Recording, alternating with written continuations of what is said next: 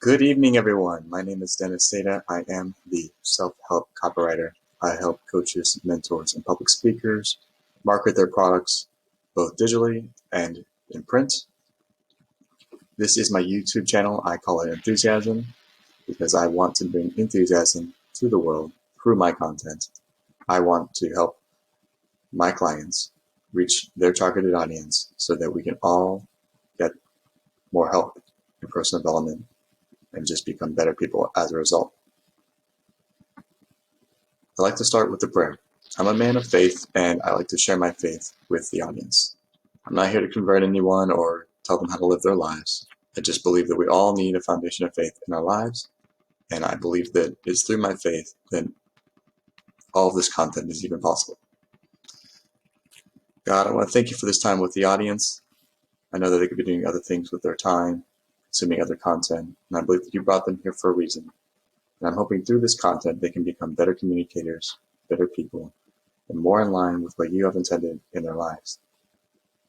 Amen.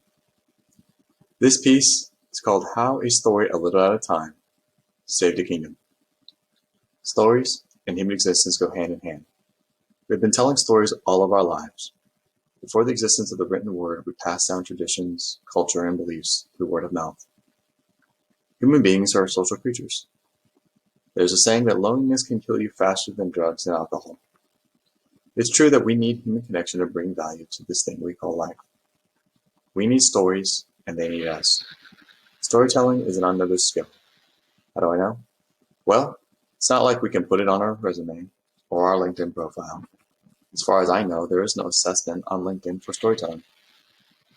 The only time I can think of storytelling as a valid skill is in social events.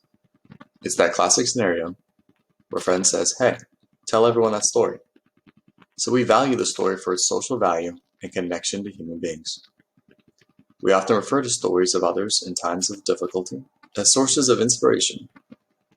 Here's one example of such a story.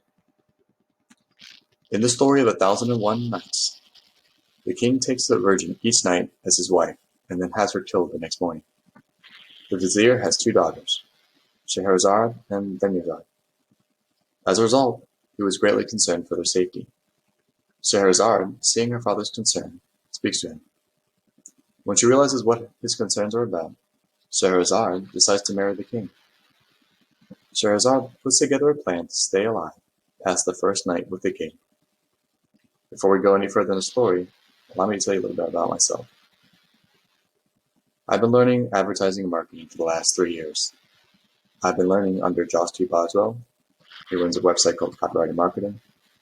And I've also been learning currently under Sandy Franks. She's the copy chief for AWAI, which stands for the American Writers and Artists Institute. It's an organization that allows people to learn how to become copywriters on their free time. And it basically takes them from novice to expert in as fast as they want to be. As a result of all that training, I know a few things about how to tell a story. So what's the big secret with storytelling? What's that one thing that if you knew about it would make all the difference in the world? Well, the big secret to telling a story is always leave them wanting more. Now, before you blow a gasket telling me that's it, this is the big secret, well, full transparency, it's a little more complicated than that. I'd like to give you guys 3 actions you can take right now to make your stories more compelling. Action 1, emotional connection. For public speakers, they know that if they can't make an emotional connection with the audience will filter out what the speaker is saying as white noise. Why is that, though? As humans, we are constantly being bombarded with new information. Each new piece of information has to be filtered through our brains. As a result, what we deem as not important is stopped. As a public speaker, it's critical that you create that emotional connection. The story is going to need it to hit some nerve deep in a person's gut in order to wake them up out of the situation he or she is living in. Action 2. Is this something that they have heard before? As part of filtering out our information, we as humans determine whether information is new or old. As a result, new information is more likely to catch our eye because it is something we are not aware of. Human beings, being naturally curious, we want to know more about something that is new and mysterious. Before telling a story, ask yourself, is the story unique? Will the story be enough to catch the hearts and minds of those listening? Action 3. Is the story going to outlast me? Excuse me. This action is not valued. We never think about whether the story we are telling is going to outlast us. Why is that important though? Well, for one, if a story is good, it's most certainly going to outlast us. It will live beyond us, beyond our short existence on the planet.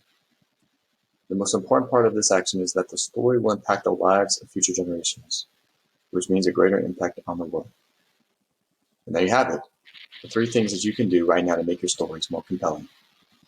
Remember that you want to create that emotional connection. You want to make sure that the story is something they have not heard before, and you want to try and make a story that's going to outlast you. If you do those 3 things, I can certainly say that your stories are going to be much more compelling than a typical story. If you like my content, you can certainly reach out to me on LinkedIn. My name is Dennis Seda.